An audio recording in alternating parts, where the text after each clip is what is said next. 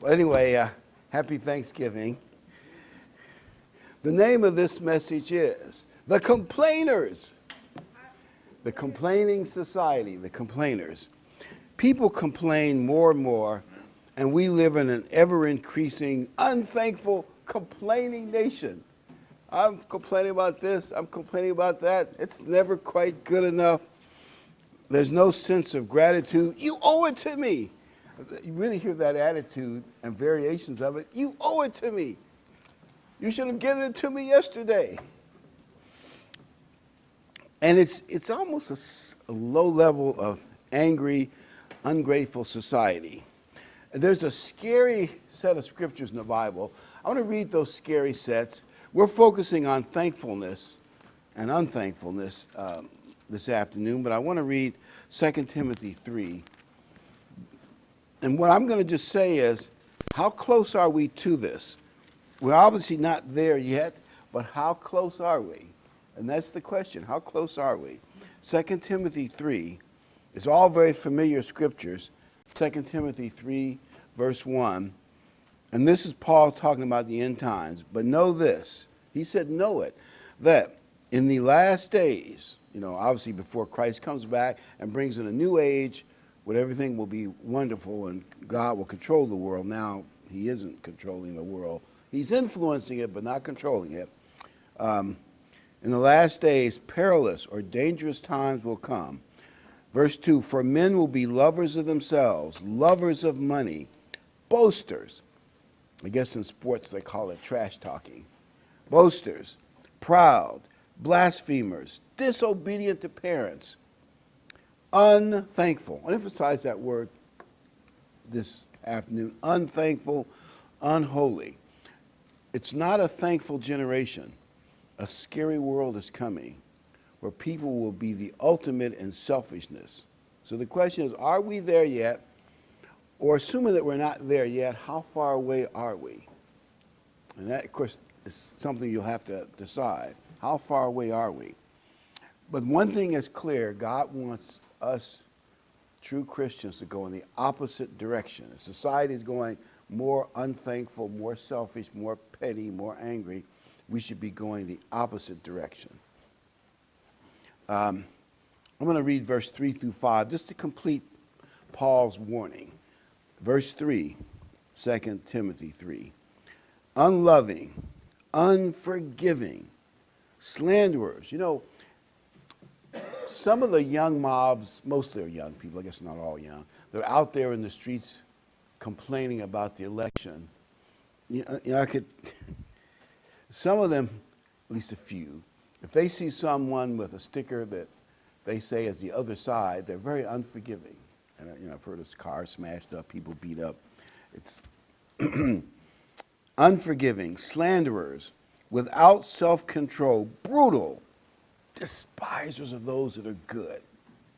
The worst thing you can be, for some of them, is to be a Christian. I heard this lady being interviewed in one of those talk shows, and she was proud to say this: I don't go to church.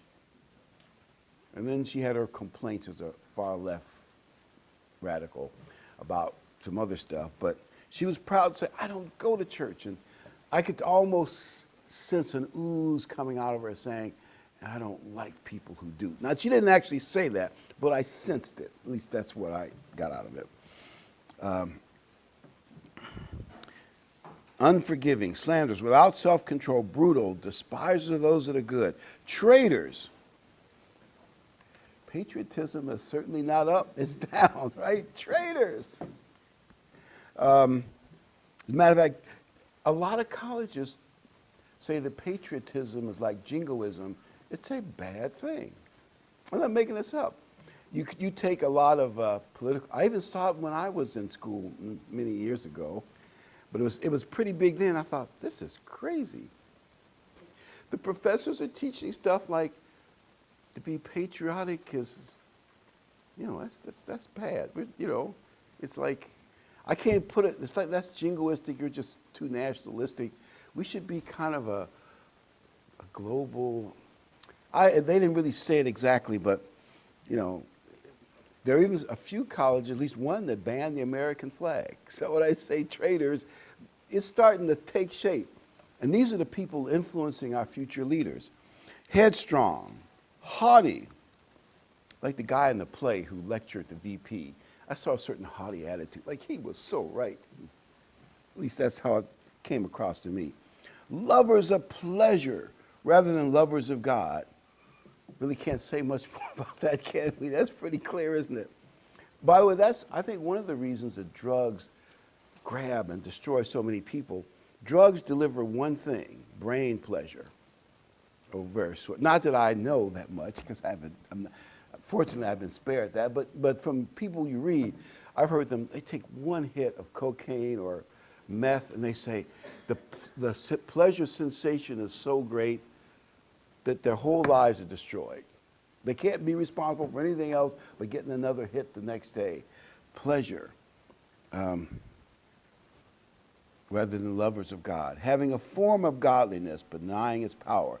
They might actually feel spiritual in their own way, but it's a spirituality that's anti-obedience to God. Now that's what Paul warns. He said that is coming in the future. And that is a scary world, because when people are brutal and selfish and unloving and unforgiving, there can be all kinds of bad things are going to happen. You just imagine that's the direction our world is going. So I asked the question, are we there yet?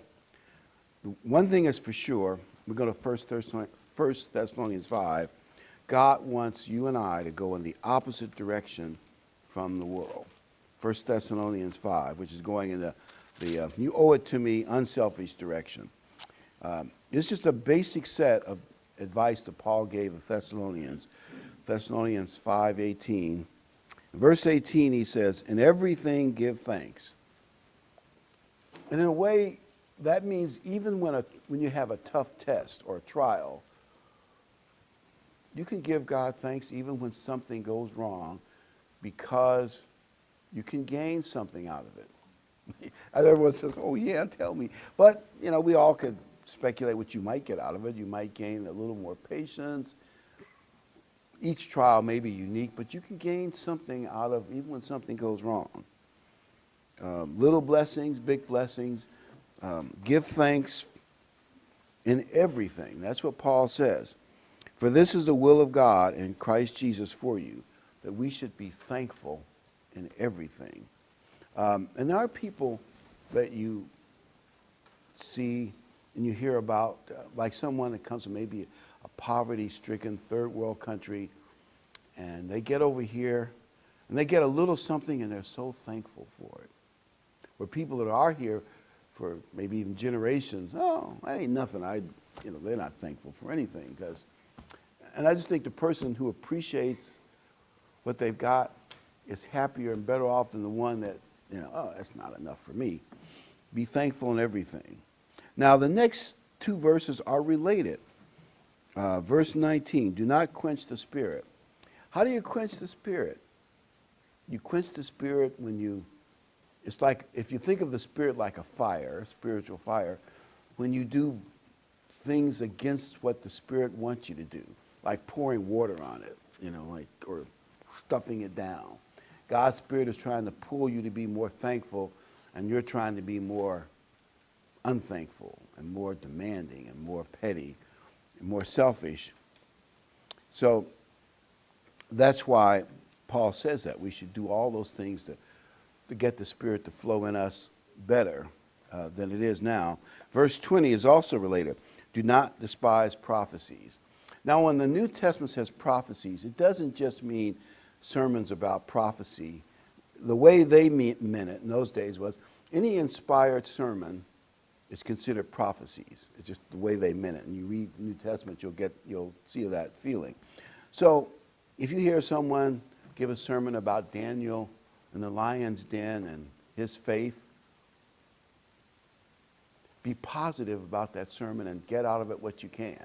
It's like in class, you can see some students in the back row, and you're saying something that they ought to be listening to, and they're on their little smartphone, whatever they're doing, and their computers. They got all kinds of devices and stuff, and, put it down and listen up. That's what but But it would it would benefit people to say whatever is being presented, I can get something positive out of it, instead of an attitude of, I kind of despise. I'm forced to sit here to get the grade, or I'm forced to be here, or I might lose some points, but I'm really bored.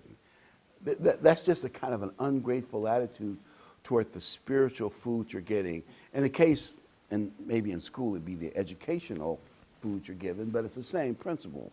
Paul says, don't have that attitude toward messages you get, or that you hear on DVD, on tape, online, you read in the magazine, brochures. Appreciate it and just say, there's something there I can get out of it. Because I know the attitude that's easy to get into, you say, well, I've heard all this before. And you probably have heard it before. But redundancy is good for us. Hear it one more time, need to be reminded. And often when I do, because I have that same problem everybody else does, you say, I've heard that before, but if you read it again, you'll get a deeper understanding than you did the last time you heard it. Or you'll get some additional side points that you never thought of the last time you heard it. In other words, nobody knows everything as well as they ought to, even if you've been around for 30, 40 years. There's so much to know and be inspired by. So Paul says, don't despise, messages of Christian nature. And that's all related to being thankful and avoiding that terrible, end-time, brutal, selfish attitude described in 2 Timothy 3. You want to avoid that. So be thankful for what we have. Let's go a page over to 2 Thessalonians 1. And we're going to take 2 Thessalonians 1, verse 3 and 4. Paul says, we are bound to thank God always for you, brethren. Paul is thanking God for the brethren. Well, now, of course, specifically, he's thanking him for the brethren in the Thessalonican church. But the principle is true. He probably is thankful for the ones in Corinth and other places, too. As is fitting. It's the appropriate thing to do.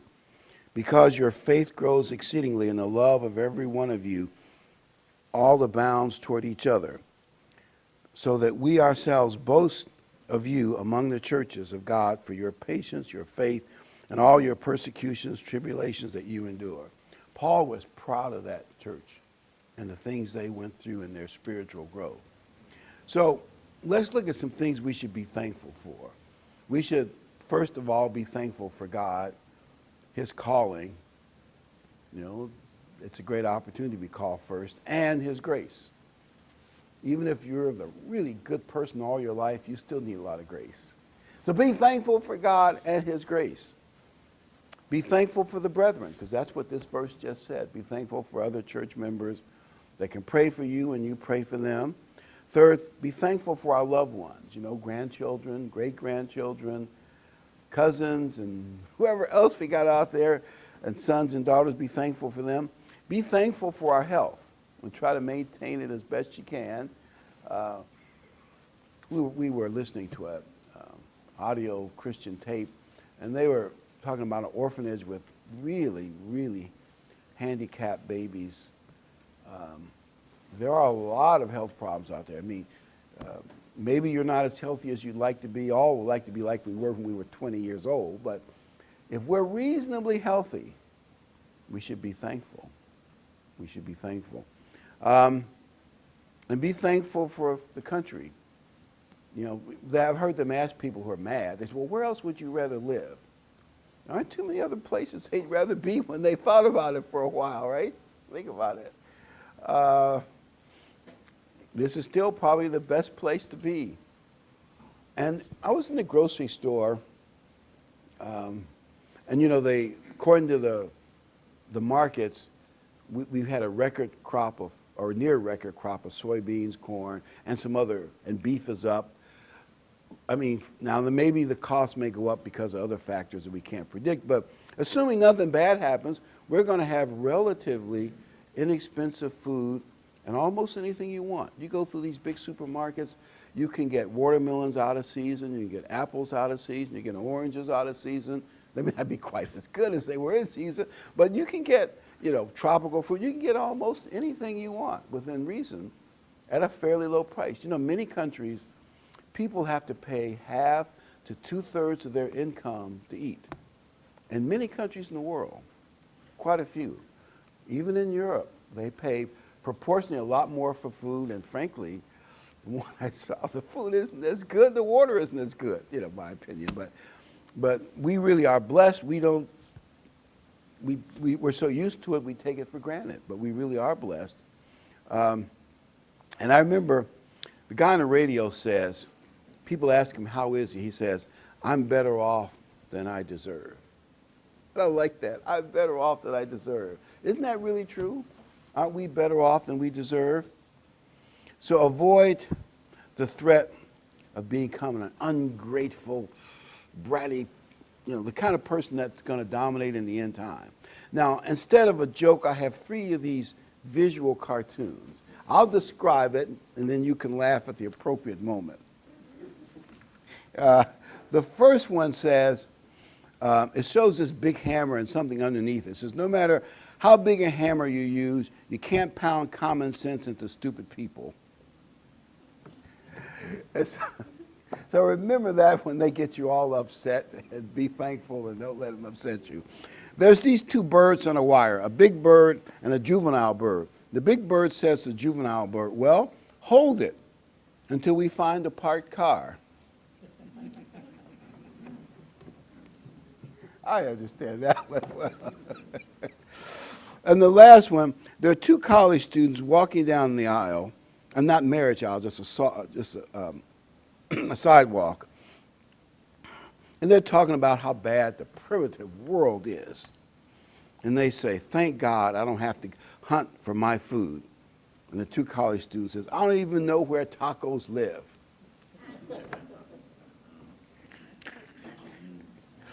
So they're thankful that they can get tacos without having to hunt them. Oh well. But that bad complainer spirit is contagious. We want to avoid being caught up in the contagion of, I'm unthankful. I demand more. You owe it to me. Give it to me now. I should have had it yesterday. And all those other negative things that Paul mentioned. Let's go to Colossians 3. Here's what God commands us to do. Colossians 3:15. Colossians 3:15. God commands this. And let the peace of God rule in your hearts, to which also you were called in one body, and be thankful. God commands us to be thankful and to let the peace of God rule in our hearts. Here's how I think we should look at that. Being happy and thankful and grateful is a choice. It's kind of mind and spirit and emotion over circumstances. It's a choice. It's like you walk into life, and I know a close relative who was always mad and angry about stuff and had a bad attitude. And I'm not, and maybe that person had a rougher life than many of us did. So I'm not condemning, I'm just explaining. But after you finally get older and you can look back and see things more clearly, you can see that that person had a disposition that chose to look for offenses, that chose to be unhappy, that chose to find things to fight with people over. It's like their personality was predisposed to be mad, angry, unthankful.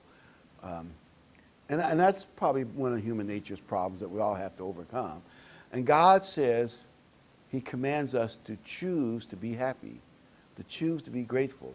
In other words, even if you get stuck in mud somewhere, you can say, I'm not going to let this ruin my day because it's mind and spirit over circumstances. It's like a choice. You make the choice. It's a sign of spiritual growth that you can stay positive no matter what.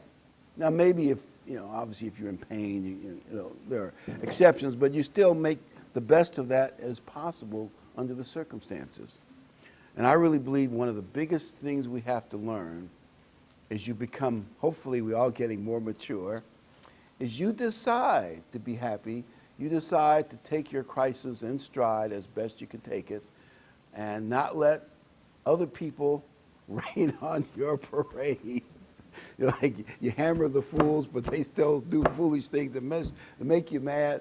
It's like sometimes when you're in line in a certain place and whatever they do, you know, the line gets held up and they cause more problems, you say to yourself, I'm not going to let this get me upset.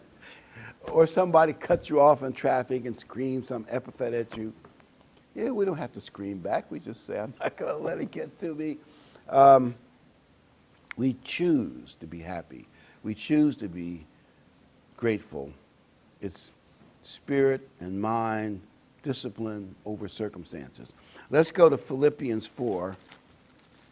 And in Philippians 4, in my Bible, just back a few pages, Philippians 4:12 reads, and this is Paul speaking of his life. Paul says, I know how to be abased and I know how to abound. Everywhere in all things, I have learned both to be full and to be hungry, both to abound and to suffer needs. And then he says he can do all things because God strengthens him. What Paul is saying is he can be happy and steady regardless of circumstances. You know, they say one of the hardest circumstances to handle is to be abound. There was actually a TV show on about how a number of people either won the lottery or they got an athletic contract. You know, they'd been a poor kid all their life. And all of a sudden, they get a $6 million athletic contract to play in the NFL, NBA, or some baseball. All that money, and you get the hangers-on that come with it. And their life went, they just couldn't handle it.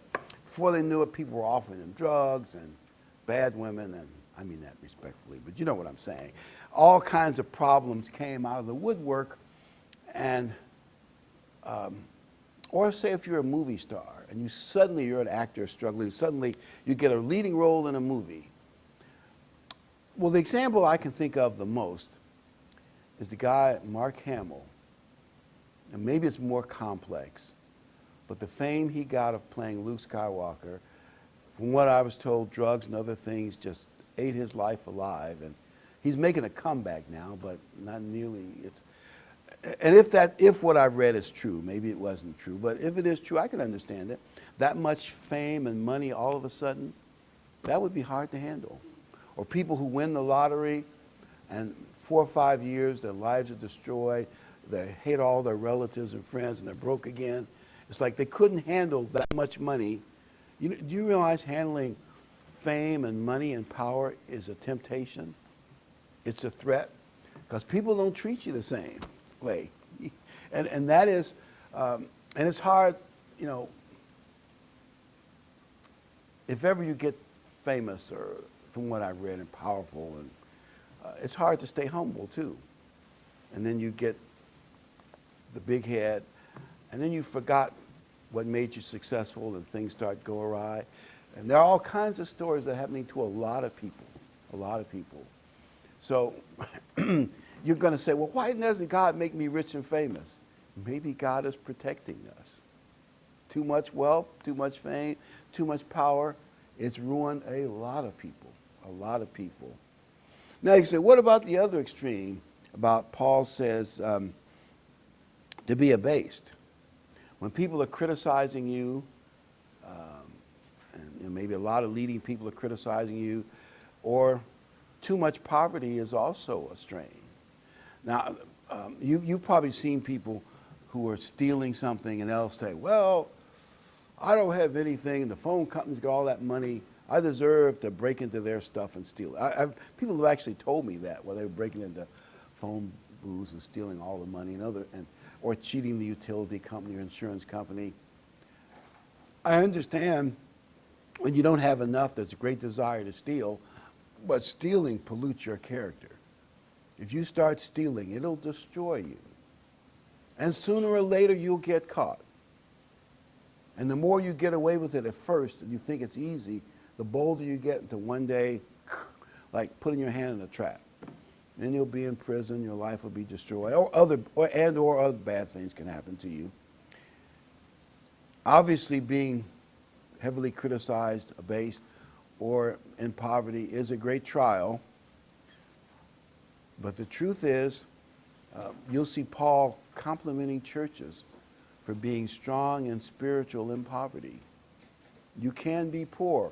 A lot of poor people really develop character. I was thinking of my grandfather during the Great Depression. They had a little rent farm, and actually they did a lot of good things. They made a lot of their own stuff and even gave food to friends in the city who didn't have food. But you get I'm giving you my opinion. Of course, I'm biased, but I think I'm right, that the Great Depression actually made him stronger, if that makes any sense. And a lot of Americans back then came out of the Depression stronger. And one of my teachers said, America would not have been able to win World War II if the Roaring Twenties had roared all the way to 1941, because family values and divorce, everything was getting worse and worse and worse and worse. The Depression came along, and some things got better. Family values got better, and I think people appreciated whatever they got more, and they got stronger. And so, in other words, if you handle poverty the right way, it can make you stronger. It's like, I've read this article where if people have a dying or really, really sick child in a hospital, it can do one of two things to the parents. It can draw them closer together and stronger, or it can break up the marriage and they hate each other. It's your fault he's sick, or anyway, there are great stories of how that works out. In other words, problems can make you stronger if you handle them the right way, or they can tear you apart. Paul was able to handle both things, and that's hard to do. I imagine Paul went to some place where the church supported him well, and he was well thought of. You know, he abounded in other places. There were mobs chasing him, and the church didn't support him, and, you know, it was tougher on him. He handled both of them well. That's hard to do. That shows maturity. That's what we should want. We should go in the opposite direction of our society, which is slowly descending into decadence. Maybe the slow down will slow down, but we'll see. But be grateful, be spiritually mature, make yourself thankful, and make yourself become more godly. Because that's what God wants us to do, is to become more godly.